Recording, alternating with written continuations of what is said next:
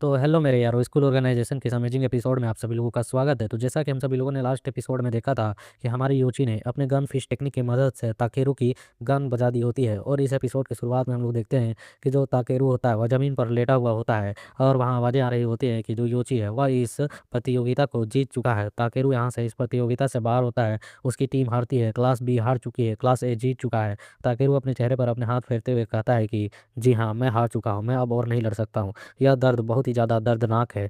अपने कौशल को इस हद तक ले जाने के बाद भी इस तरीके से हारना, मैं इसे एक्सेप्ट नहीं कर पा रहा हूँ। लेकिन जो भी हो, मैं अपनी हार से नज़रें नहीं फेर सकता हूँ। तभी हम देखते हैं योची इसकी ओर अपनी हाथ को बढ़ाता है, तो यह उसे देखता है और कहता है कि बिल्कुल सही, मैं यहाँ पर यूँ ही हार को इस तरीके से खुद पर हावी होने नहीं दे सकता हूँ, मुझे इसे एक्सेप्ट करना चाहिए। और हम देखते हैं यहाँ योची को अपनी ओर हाथ लाते हुए देखकर वह उसके हाथों के साथ अपने हाथ को मिलाता है और कहता है उठते हुए कि अन्यथा मैं यहाँ पर इस तरीके से खुद को कमज़ोर दिखाऊंगा तो मैं अपनी कमज़ोरी को कभी भी समाप्त नहीं कर पाऊँगा। और हम देखते हैं कि वह यहाँ पर योची के हाथ को कसकर पकड़ कर हिला रहा होता है और कहता है कि और मुझे यहाँ पर आगे बढ़ना है तो इन जैसे लोगों से लड़ते रहना होगा। और यहाँ पर जो ऑडियंस में होती है और कई सारे लोग हैरान होते हैं और एक पिंक बाल वाली को भी देखते हैं जो आगे जाकर हम लोग इसको देखेंगे।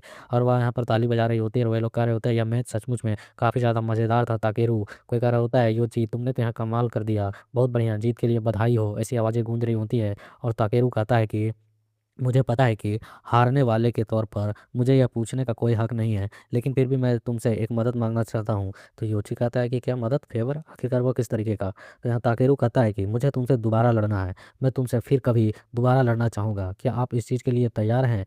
मुझे और भी ज़्यादा स्ट्रोंग बनना है जिसके लिए मुझे तुमसे दोबारा भिड़ना है। तो यह सुन योची मुस्कुराते हुए कहता है कि अगर इस तरीके की बात है तो ऑफकोर्स क्यों नहीं। और वो अपने फिश से फिश टकराने के लिए हाथ को आगे की ओर बढ़ाता है और कहता है कि मैं तुमसे लड़ूंगा अगर इस तरीके की बात है तो ज़रूर, जब हमें दोबारा मौका मिलेगा आगे जाकर, आप अपना और भी नाम बनाएंगे तो फिर हम वापस से लड़ेंगे। और फिलहाल के लिए हमें एक दूसरे को ऑफिशियल तरीके से ना बोलकर अपने नामों से बुलाना चाहिए, क्यों है ना। और हम देखते हैं दोनों ही मुक्के टकराते हैं और कहते हैं कि हाँ, तो मैं तुम्हारा इंतजार करूंगा योची। तो योची भी कहता है कि हाँ ताकेरू, मैं भी तेरा इंतजार करूंगा उस दिन का जब हम दोबारा लड़ेंगे। और फिर ये कहता है कि तो फिर ठीक है, अगर आपको भी कभी किसी चीज़ की ज़रूरत हुई और मैं वह चीज़ कर सकता हूँ तो मुझ पर तुम भरोसा कर सकते हो, मैं तुम्हें अपनी पूरी ताकत के साथ तुम्हारा मदद करूँगा माय फ्रेंड। और हम देखते हैं इस वर्ड को सुनकर योची थोड़ा हैरान होता है और कहता है कि एक फ्रेंड, वो भी जाने अनजाने में मेरा बन चुका है। और हम देखते हैं अपने फिस्ट को ही देख रहा होता है, कहता है कि मेरे पास अभी भी इस तरीके के सिचुएशन में क्या एक दोस्त बनाना सही होगा। जब मैंने पहली बार इस स्कूल में अपना नाम मतलब कि नाम लिखाया, यहाँ पर एंट्री ली,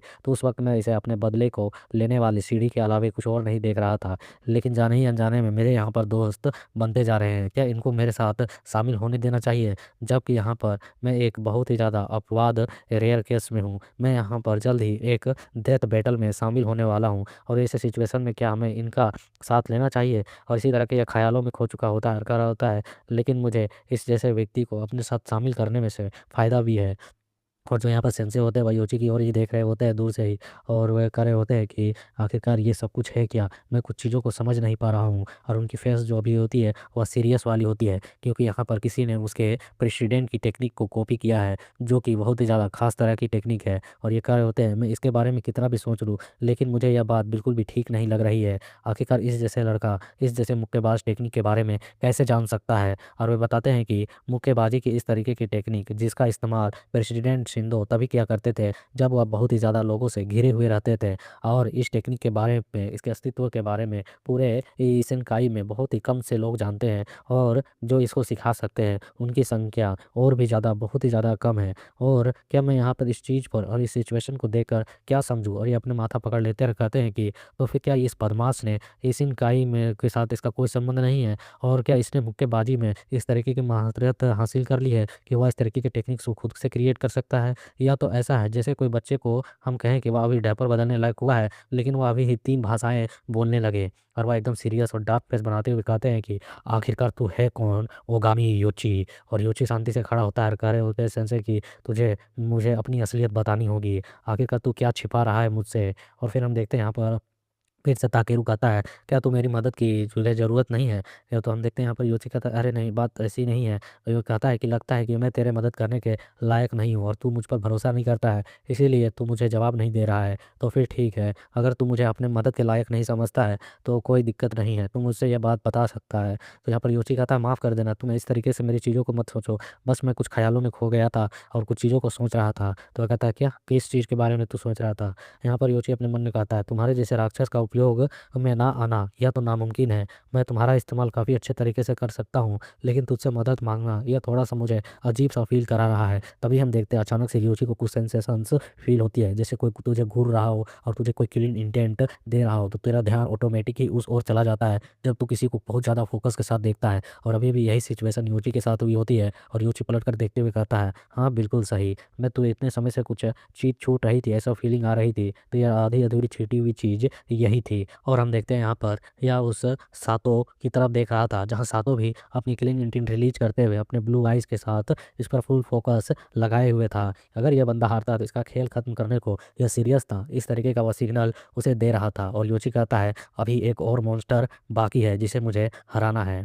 उसके बाद हमारा सीन शिफ्ट कर सीधे नेक्स्ट डे के मॉर्निंग को दिखाया जाता है, जहाँ हमें स्कूल की छत दिखाई जाती है, जहाँ पर सातोरो और योची खड़े होते हैं और सातोरो हाथ फैलाकर कह रहा होता है, आज का दिन कितना ज़्यादा शानदार है। ऐसा दिन मानो जैसे लग रहा हो कि एक दूसरे के साथ लड़ते-लड़ते, एक दूसरे को पीटते-पीटते तब तक ना रुके जब तक एक दूसरे का खून ना बहा दें। यह बिल्कुल कहना सही है ना? यह काफ़ी अच्छा दिन है, मैं यही कहना चाह रहा था।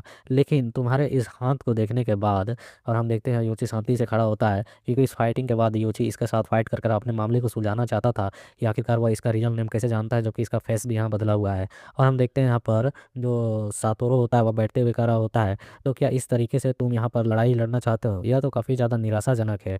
तो योची कहता है, नहीं, बिल्कुल भी नहीं। यह किसी भी तरीके से निराशाजनक या फिर परेशानी भरा नहीं है। यह चोट मेरी गलती से मुझे लगा है, इसलिए तुम्हें इसके बारे में सोचने की आवश्यकता नहीं है। और अब जबकि आप मेरा असली नाम जानते हैं, तो मेरे पास तुम्हारे साथ घसीटे जाने के अलावे कोई और ऑप्शन नहीं है। और योशी तुरंत ही फाइटिंग पोजीशन में आ जाता है और कहता है कि तो फिर चलो इस मामले को यहीं पर सुलझाते हैं। मुझे शक है कि जब तक ऐसा नहीं होता है तब तक मुझे ठीक से चैन की नींद नहीं आएगी, और आओ मुझसे मुकाबला करो। तो यहाँ पर जो टोरो होता है वह कहता है कि अगर तुम इतना ही ज़्यादा ज़ोर दोगे तो मैं बता दूँ, तुम्हारे खेल शुरू करने से ही पहले मैं उस खेल को ख़त्म कर चुका रहूँगा। और वह वहीं पर मतलब स्टंट करने लगता है और उस बाउंड्री पर खड़ा होते हुए वो अपने हाथों से कह रहा होता है, मैं मजाक कर रहा था, हम अपना मैच किसी और दिन स्टार्ट करेंगे, आज का दिन ठीक नहीं है। मतलब ये ठीक नहीं होगा तुम्हारे जैसे बेचारे को ऐसी स्थिति में पीटना।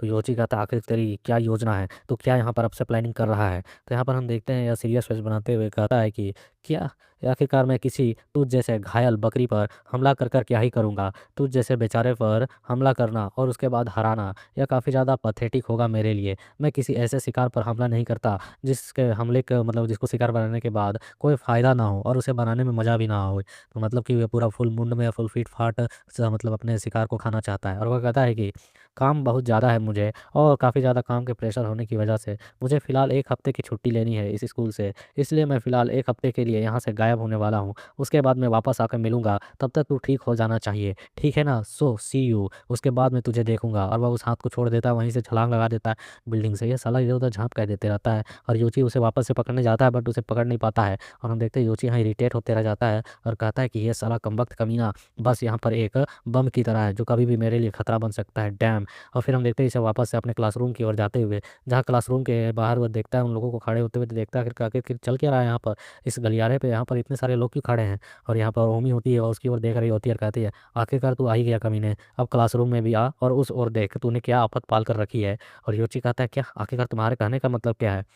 वह कहती है कि सबसे इम्पोर्टेंट इस समय वह लड़की है जिसे तुझे अभी संभालना होगा। ऐसा लगता है कि तू इसे यहाँ पर बहुत ज़्यादा ही पसंद आ गया है, आपको जल्द ही उसे रोकना होगा। योची कहता है कि तुम किसके बारे में बात कर रही हो? और हमें दिखाया जाता है पर योची के क्लासरूम की खिड़की के बाहर मतलब खिड़की पर ही एक लड़की टंगी हुई होती है और वह वहाँ पर बंदे कह रहे होते हैं, ओए रुक जा, आखिरकार तू क्या करने की कोशिश कर रही है? और वह कह रही होती है, नहीं मुझे मत छुओ। दूसरा बंदा कह रहा होता है, नहीं मैं आपको बता रहा हूँ यह बहुत ही ज़्यादा खतरनाक है, यहाँ से तुम गिरोगी तो बच भी नहीं पाओगी। और हम देखते हैं कि यहाँ पर योची की आवाज़ इस तक आ रही होती है कि एक सेक्रेटेरिएट कोर्स की स्टूडेंट बिजनेस क्लास की में क्या कर रही है और कूदकर यहाँ पर क्यों खुदकुशी करना चाहती है। तो वह कहती है कि क्योंकि मेरे पास कोई और ऑप्शन ही नहीं है। तभी वह थोड़ी-सी इस आवाज़ को सुनकर हैरान हो जाती है और पलटकर देखती है और कहती है कि जब तक यहाँ पर ओगामी नहीं आ जाता है, तब तक मैं इस जगह से बिल्कुल नहीं हिलूँगी। बट यहाँ पर ओगामी योची ही उससे बातें कर रहा होता है, तो यह देखकर वह चिल्ला पड़ती है, कहती है ओगामी को योची। और हम देखते हैं कि यहाँ पर ओगामी कह रहा होता है और उससे पीछे ओमी भी होती हुआ खड़ी होती है। वह करीब 10 मिनट से इस तरीके से लटकी हुई है। आखिरकार यह तेरी है कौन? तो हम देखते हैं यहाँ पर योची कहता है कि वो आखिरकार कौन है, मैं क्या जानूँ? तो वह वहीं खिड़की से चिल्लाते हुए कहती है कि मेरा नाम सीरा तोरी है और मैं यहाँ फर्स्ट ए क्लास ए की सेक्रेटरियल कोर्स की स्टूडेंट हूँ। और हम देखते हैं वह कह रही होती है कि कल मैच देखने के बाद मैं तुमसे और वह देखते हैं शर्माते हुए चिल्लाते हुए कहती है कि मैं तुमसे प्यार करने लगी हूँ। पूरी तरह से मैं तुम्हारे प्यार में डूब चुकी हूँ। ओगामी कुन योची, तुम मुझे पसंद आ चुके हो। और यह सुनने के साथ तो योची और ओमी दोनों ही जम जाते हैं। पीछे के लौंडे कहते हैं हाय हाय, यहाँ तो लव वाली कहानी चल रही है। और वह कहती है प्लीज़ मेरे साथ डेट पे चलो। और यहाँ योची अपने मन में कह रहा था ये क्या यहाँ पर चल रहा है कांड, उसने अभी अभी आखिरकार कहा क्या। और हम देखते हैं कि वह लड़की अजीब से पोस्चर में वही खिड़की पर टंगी हुई होती है और अभी भी कह रही होती है कि अगर तुमने यहाँ पर मना कर दिया, मेरे साथ डेट में ना जाने को चलने को मना कर दिया, तो मैं इसी समय शर्मिंदगी से मर जाऊंगी और जीना छोड़ दूंगी और इसी जगह से कूद जाऊंगी। और इसके इस तरीके के पोजीशन हमें देखकर राइटर भी नीचे लिख देता है कि आखिरकार what the hell is the situation. आखिरकार यह किस तरीके की सिचुएशन है योची के लिए और वह इसे किस तरीके से सॉल्व करेगा, इसके बारे में तो अगले एपिसोड में पता चलेगा। तब तक के लिए लाइक करो, शेयर करो, सब्सक्राइब करो, सपोर्ट करो।